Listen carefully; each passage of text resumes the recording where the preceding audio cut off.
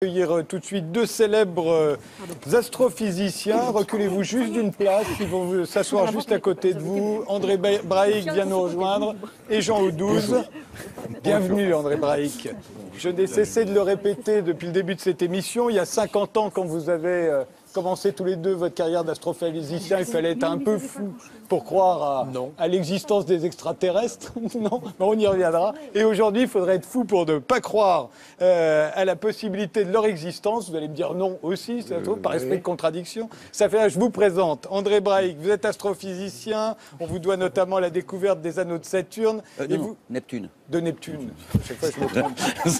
Et à chaque fois que vous venez, je fais la même erreur, vous avez remarqué. Vous venez de publier Terre d'ailleurs, à la recherche de la vie dans l'univers, un livre plein d'illustrations dont vous allez nous faire profiter dans un instant. Et Jean Audouze, également astrophysicien, vous avez dirigé l'Institut d'astrophysique de Paris ainsi que le Palais de la Découverte et vous venez de publier Les secrets du cosmos. C'est une histoire de l'astronomie depuis l'Égypte ancienne et Babylone surtout jusqu'à la découverte récente de milliers d'exoplanètes, ce qui fait qu'aujourd'hui, tout le monde s'est mis à croire aux extraterrestres, de Stephen King aux Chinois, qui construisent en ce moment même le plus grand télescope du monde, 500 mètres de diamètre. Regardez. De la littérature, des films, sur le sujet il y en a eu des centaines. Mais découvrir la vie extraterrestre pourrait bientôt devenir réalité. C'est en tout cas l'idée du célèbre astrophysicien britannique Stephen Hawking. Nous croyons que la vie est née spontanément sur Terre. Donc, dans un univers infini, il doit y avoir d'autres apparitions de la vie. Voilà le coup d'envoi donné pour Breakthrough Listen, le plus ambitieux programme pour trouver un signe d'intelligence extraterrestre. Soutenu par un milliardaire russe, le projet est colossal, 100 millions de dollars. Voilà ce à quoi devrait ressembler le plus grand radiotélescope du monde. Construit dans le sud-ouest de la Chine, ce télescope aura une superficie équivalente à 30 terrains de football. La phase d'assemblage a débuté il y a quelques jours. Cette installation devrait être opérationnelle dans un an et devrait permettre de percevoir des signaux radio encore plus lointains dans la galaxie. Alors, pour résumer, avant, il était quand même assez courant qu'on se croie seul dans l'univers. Aujourd'hui, j'ai l'impression que c'est devenu impossible de croire qu'on est seul dans l'univers. Qu'est-ce qui s'est passé ? Le débat dure depuis 2000 ans. Ouais. Il y a ceux qui disaient on est seul parce qu'on est les plus beaux, Dieu nous a fait à notre image, etc. Je dis non, Dieu est tout puissant, il y en a partout. Et en fait, en science, on ne croit pas, on observe. Et pour l'instant, si vous me posez la question suivante, y a-t-il des extraterrestres ? Je ne peux vous répondre, nous ne savons pas. Maintenant, on peut avoir une opinion. Et on peut avoir surtout Et compte tenu des deux grandes découvertes qui viennent d'être faites, voilà. La première, j'ai eu la chance d'y participer, c'est découvrir sur le satellite Encelade, satellite de Saturne, des geysers, des océans d'eau liquide, de l'énergie et de la chimie du carbone. Toutes les conditions pour la vie sont réunies, ça on s'y attendait pas du tout. Et la seconde, trouver une foule d'exoplanètes, nous semble indiquer que la vie doit pulluler dans l'univers. Mais nous ne le savons pas. Et donc c'est la grande aventure des siècles qui vont venir. L'homme a été à l'ouest, l'homme a découvert l'Amérique, l'Océanie, les îles, etc. Maintenant, la découverte de l'univers continue, il y en a pour quelques millénaires, et c'est ça la chose importante dans notre société, puisque nous savons tous que la culture, c'est le moyen de lutter contre la violence, contre le chômage et contre l'obscurantisme. Jean Audouze. Non, moi je voulais simplement revenir sur votre accroche, parce qu'il y a 50 ans, on savait déjà on pressentait qu'il y avait beaucoup de planètes. Je vais vous dire pourquoi. Parce que le Soleil tourne lentement sur lui-même. Et toute l'énergie de rotation du système solaire se trouve dans les planètes. Oui. Or, le Soleil est une étoile tout à fait ordinaire. Il y en a 90% ou même peut-être plus dans notre galaxie. Il y a des milliards de galaxies. Je vous laisse faire le calcul. Et donc, moi, lorsque j'étais étudiant, je me disais que des planètes, évidemment, il doit y en avoir partout. Et il a fallu évidemment attendre 1995 pour que nos collègues Michel Grenon et Didier Queloz trouvent enfin une grosse planète. En fait, au début, on n'a trouvé que des grosses planètes. C'est-à-dire des planètes sur lesquelles il ne doit pas y avoir où il y a peut-être des petites bactéries, mais on ne peut pas imaginer qu'il y aura des civilisations intelligentes On va voir à quoi il pourrait ressembler, mais d'abord, voyons d'abord ces planètes, ces nouvelles planètes dont on parle. Vous parliez des geysers d'Encelade. Il y a Triton aussi, qui est un satellite Europe, qu'on va voir Triton, exactement. Ganymède, Callisto, Voilà. Encelade, toutes les conditions pour lesquelles ils sont réunis. Je ne vous dis pas qu'il y a des dauphins et des baleines là-bas, mais on va aller voir, priorité des missions de l'Agence spatiale européenne et de l'Agence spatiale américaine, la NASA, 2020-2030, on va voir ce qui se passe. Il fait analyse.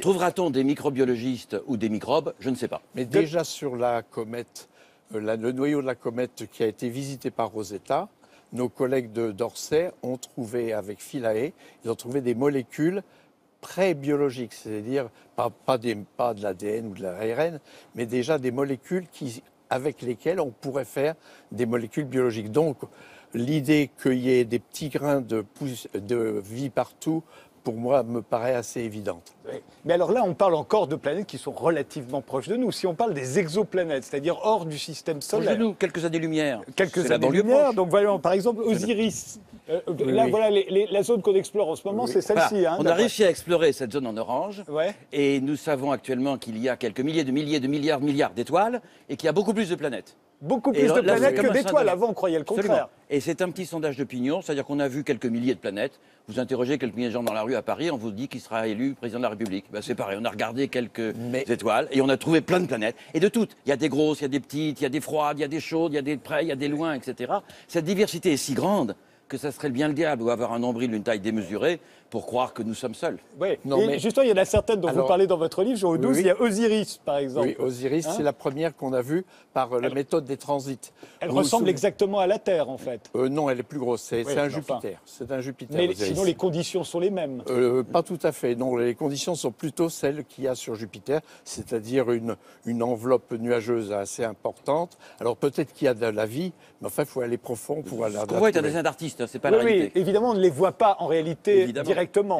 On les reconstruit. Il y en a une que j'aime bien, je ne sais pas pourquoi on l'a baptisée comme ça, il y a OGLE 2005 BLG 397L. On l'appelle OGLE parce que ça veut dire Optical Gravitational Lens. C'est une équipe de Pologne qui se sert des lentilles gravitationnelles. Vous savez, c'est le même phénomène que les ondes gravitationnelles qui ont été dont on a annoncé la découverte la semaine dernière. Ouais. Et donc, par des effets de ce qu'on appelle de micro-lentilles, on arrive à détecter ainsi des planètes. Et il y a Coro 3b aussi. Coro 3b, c'est... alors, Coro, on va faire un petit... Il ne faut pas croire que les Français sont mauvais en astronomie. Je prétends qu'on est très bons. On en a un exemple devant moi. Et un autre en face de moi aussi. Voilà. Mais simplement pour dire que Coro, c'est un satellite qui a été donc 70% français. Et ça veut dire convection, rotation et transit planétaire. Et elle a découvert, Coro, une planète qui est à 5 fois la masse de la Terre.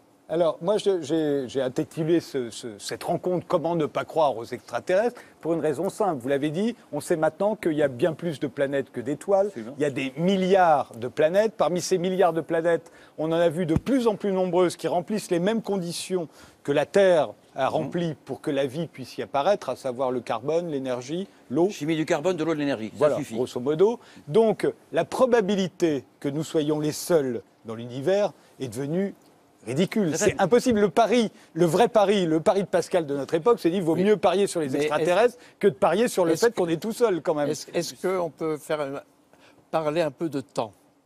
La Terre existe depuis 4,5 milliards d'années. Pendant 4 milliards d'années, il n'y a eu que des bactéries. Pendant 500 millions d'années, il y a eu de la vie, des singes, enfin pas tout de suite les singes, des rats, ce qu'on veut. Et l'Homo sapiens, il a 100 000 ans.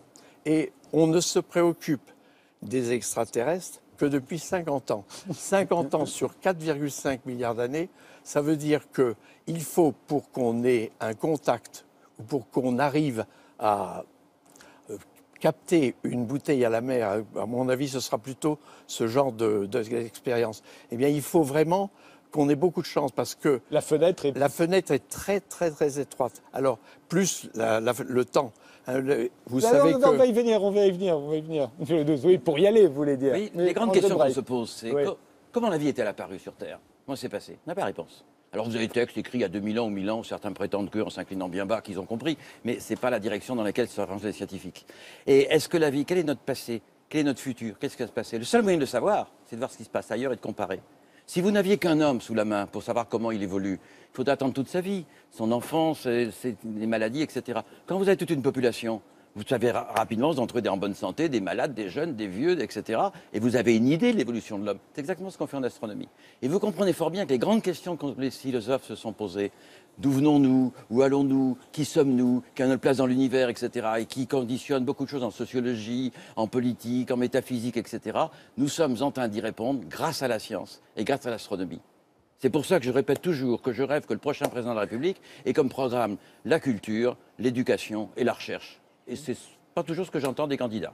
Je reviens à ces extraterrestres dont les cinéastes ont toujours été friands, hein, depuis Méliès, donc depuis quasiment l'invention du cinéma. Alors évidemment, quand on peut ça à eux, on les voit comme ça, que ce soit comme E.T., le héros de Steven Spielberg. Voilà, c'est comme ça qu'on voit les extraterrestres. On va les voir défiler. On va pas des manque d'imagination. La nature a beaucoup plus d'imagination. Cyrano de Bergerac, au XVIIe siècle, Cyrano de Bergerac imaginait déjà qu'il y avait des extraterrestres.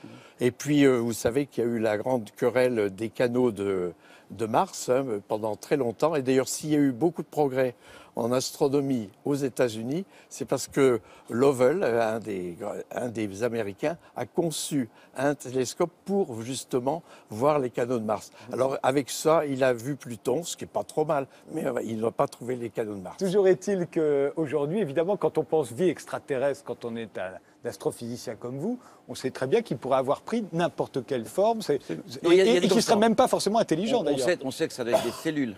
On sait qu'il y a une chimie de carbone donnée, que le silicium, c'est moins favorable. Il y a des contraintes. Il y a des choses qu'on partage, que nous partageons avec les animaux, les cellules, etc. Mais quant à la forme qu'il prendrait, et quant à la manière dont l'évolution a... Ça, on n'a aucune idée. Et le seul moyen, c'est d'observer, ou d'y aller, ou de téléphoner. Et c'est ce que nous démarrons pour l'instant, et tout va dépendre des moyens qu'ont mettre les différents gouvernements. Mais alors, je pense qu'on peut être très confiant sur le fait qu'on va observer des nombres... On a commencé à voir des terres, hein, je veux dire, la première a été faite à l'Institut d'astrophysique en 2006. On a découvert une planète qui avait 5 fois la masse de la Terre, et puis ça augmente de plus en plus. Alors moi je pense qu'effectivement, dans 5, 10, 15 ans, on va en avoir des milliers, mais le problème c'est que la majorité d'entre elles se trouvent assez loin. Voilà, Et donc, pour faire coucou, par exemple, on va prendre la dernière, dont on a parlé le 24 juillet de l'année dernière. Eh bien, elle a été découverte dans la constellation du Cygne. Elle est à 1400 années-lumière. Alors, si on fait... Supposons qu'aujourd'hui, vous dites... Hello les gars, eh bien ça prend 1400 ans. Pour qu'ils vous répondent 1400 ans, 2800 ans, il faut trouver des gens qui, dont la durée de vie est de 2800 ans. Qu'est-ce que vous en pensez, vous, André Braic? Non, ça paraît impossible sur le coup, mais en fait, ce qui va se passer pour la suite, c'est prenons quelque chose à 1000 années-lumière. Bon, on ne peut pas y aller, on ne peut pas aller à la vitesse de la lumière. Mais imaginons que des gens y aillent physiquement. Je ne parle pas du coup de téléphone. Oui, vous ou moi? Alors moi, sur Terre, je reste. Et il va s'écouler 2000 ans. Et si on faisait un aller-retour, ça fait un aller-retour en 2000 ans. Mais celui qui est dans la sonde, qui lui va se déplacer, il va se passer ce nous a appris Einstein avec la relativité générale. Le temps ne s'écoule pas de la même manière pour lui. Et en quelques dizaines d'années, il ira. Et qu'est-ce qui se passe? Il faut qu'il aille très vite. Quand les immigrants sont partis en Amérique, ils ne revenaient pas. Ils quittaient l'Europe.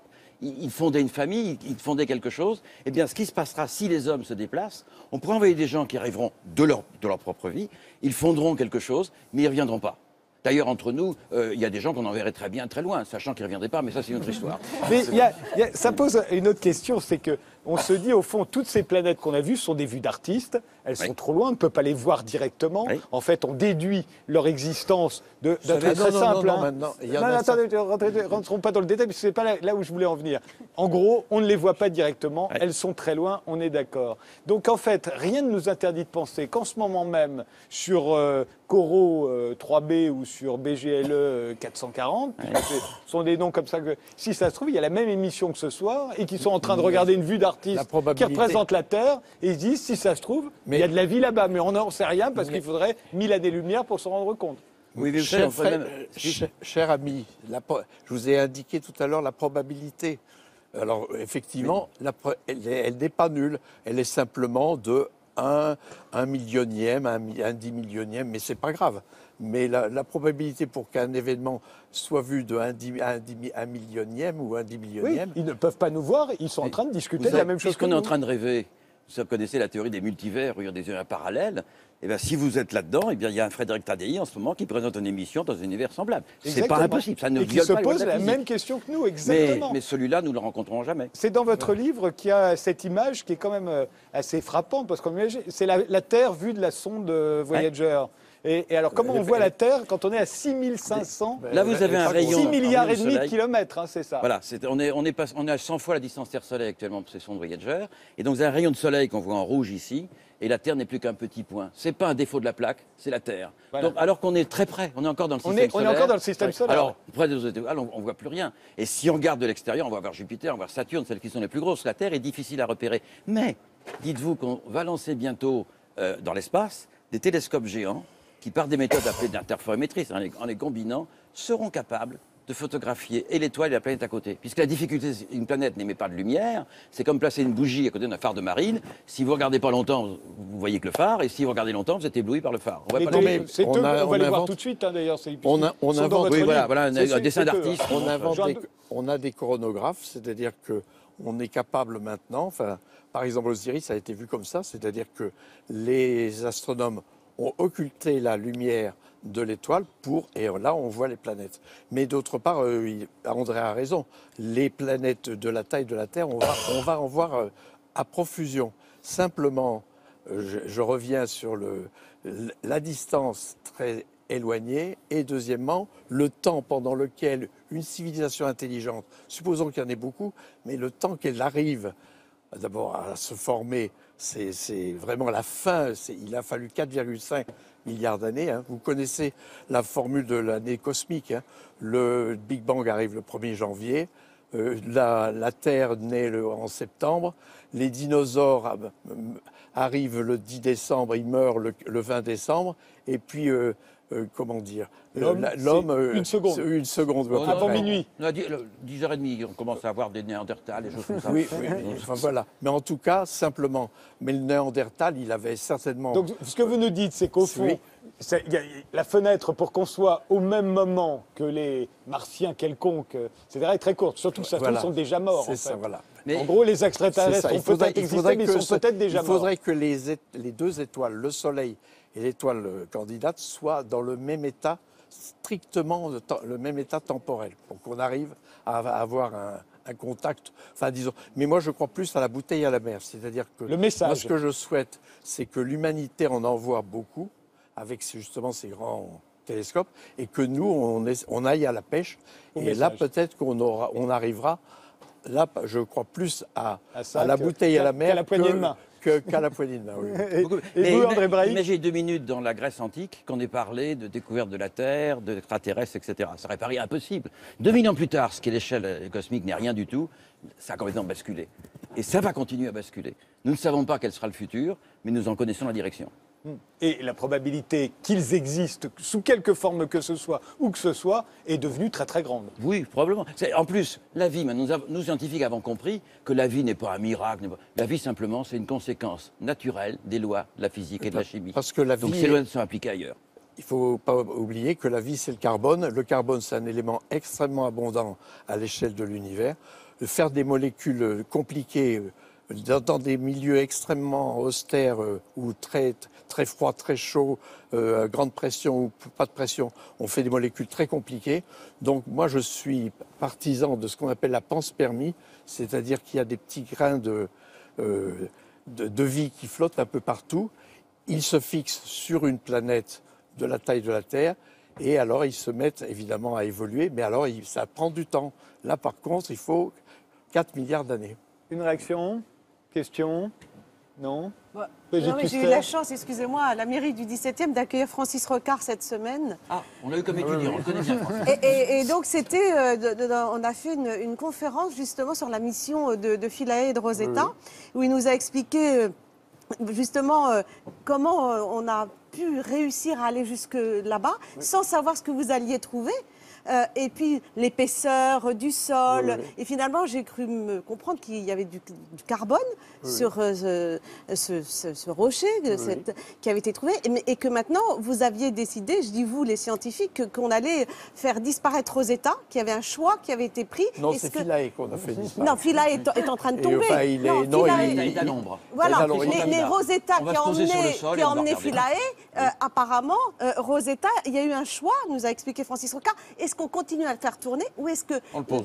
Voilà. Et là, et les images que nous avons sont celles-là à l'heure actuelle. C'est juste formidable. Ce sont les grands rendez-vous que je donne à la mairie du 17e une fois par mois. Vous êtes tous les bienvenus. Peut-être que je ferai un débat sur la dépénalisation du cannabis la prochaine fois.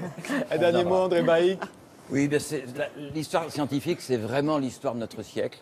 Et je crois que pour avoir été dans des quartiers dits difficiles, j'ai constaté que ces enfants qui ont souvent un environnement de drogue, de violence, etc., quand on leur parle de l'aventure scientifique, on leur ouvre une fenêtre qu'ils n'avaient pas imaginée. Et on voit dans une salle où il y a 400 gamins entre 9 et 15 ans, les yeux qui commencent à briller. Encore plus si vous leur parlez d'extraterrestres. Mais non, l'aventure, ils ont envie d'y participer. Et finalement, il y a toujours 2-3% d'irréductibles. Bon, ceux-là, on les traite autrement. Moi, je propose dans un rio Kerguelen et avec un hameçon pour pêcher, mais ça, c'est une autre solution dont vous n'avez pas débattu ce soir. Mais simplement, on voit que l'enthousiasme qu'on peut donner aux jeunes, et ça me paraît essentiel qu'on enseigne ces choses-là aux jeunes, non pas la technique, ils s'en moquent, mais cette aventure scientifique, quels en sont les résultats, quelles sont les questions, quelles sont les avancées, et qu'ils comprennent notre vie a complètement changé grâce à ça et va complètement changer dans l'histoire. Moi, je dirais simplement que la semaine dernière, il y a eu un événement absolument remarquable qui a été la découverte des ondes gravitationnelles qui prouve jusqu'à 100 ans après que Einstein avait raison dans tous les points de vue. Et j'étais à l'Institut d'astrophysique, on était une centaine à écouter la conférence de presse de nos collègues américains, un silence religieux. On a eu la chance, je trouve qu'on a beaucoup de chance en ce moment parce que pratiquement tous les mois, tous les ans, il y a quelque chose de formidable qui se passe dans le ciel. Et je crois que c'est pas fait. Là, André a tout à fait raison. Les machines, les plus grosses machines, ne sont pas encore arrivées à fonctionner. Et je pense que les jeunes, moi, j'encourage les jeunes à vraiment à faire ce métier parce qu'il y a plein de choses à découvrir. Et en plus, nous avons un salaire astronomique, donc c'est merveilleux. Je vous remercie tous les 8 d'avoir participé à cette émission.